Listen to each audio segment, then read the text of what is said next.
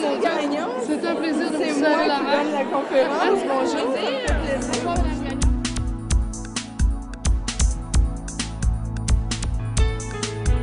La synergologie, c'est une discipline qui, elle, traite de la communication non verbale et qui devient un outil de décryptage des gestes.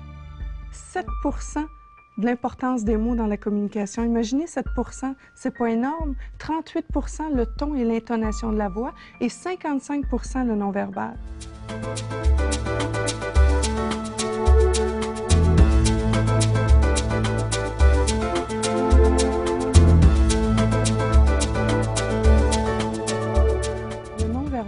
C'est très intuitif hein, au départ. Là, on voit des choses et on se dit « Ah, j'ai le feeling qu'il y a quelque chose qui vraiment vient me chercher », mais on ne sait pas quoi.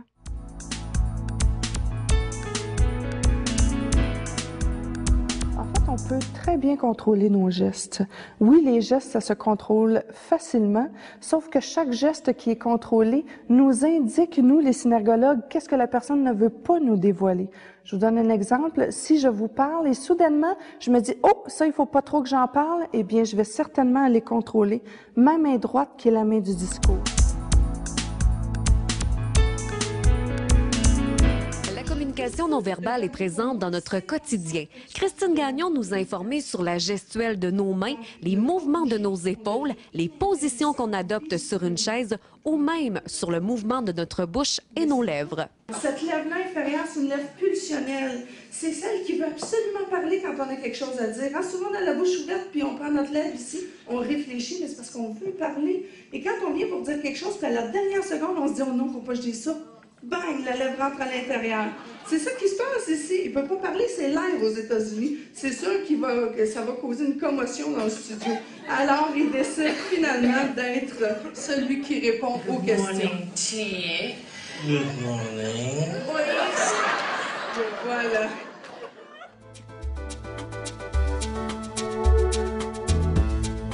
Vous donnez des conférences un petit peu partout.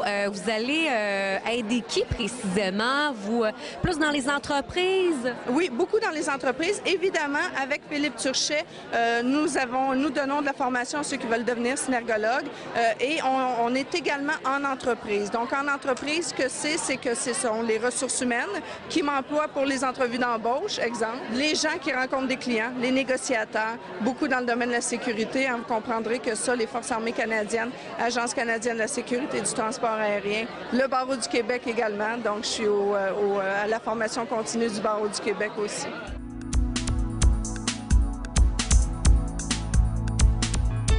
Au niveau de la bouche, il y a certainement le mordillement du côté gauche. Le côté gauche, c'est tout ce qui me touche à cœur. Donc, le mordillement côté gauche, sans évidemment item de stress qui s'accompagne de ça. Des lèvres qui deviennent bien rouges, donc on voit que l'émotion est plus forte. La bouche entrouverte, on désire parler avec l'autre personne.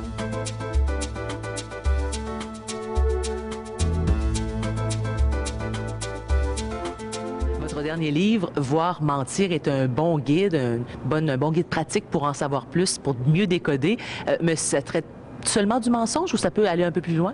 En fait, ça peut aller dans toutes sortes de domaines, les relations publiques, les ressources humaines, évidemment, pour vérifier au niveau des entrevues d'embauche, vérifier. C'est sûr que ça s'appelle voir mentir, mais c'est aussi détecter l'authenticité, c'est aussi comprendre quand la personne est vraiment vraie et lorsque la personne omet de dire quelque chose ou garde pour elle de l'information. Il faut toujours vérifier les deux. C'est vraiment très important pour voir la concordance entre les gestes et la parole.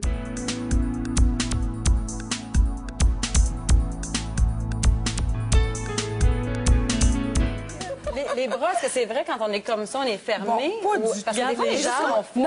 Non, pas du tout. En fait, c'est ce qui m'a amené à faire de la synergologie, moi. C'est qu'un jour, j'ai vu Philippe Turchet, celui qui a monté la méthode. Je l'ai vu à la télévision, puis il expliquait que les gens qui se croisaient les bras n'étaient pas nécessairement fermés. Puis je trouvais ça intéressant parce que moi, je me croise les bras, puis je me sens pas nécessairement fermée. Beaucoup plus sérieuse. Oui.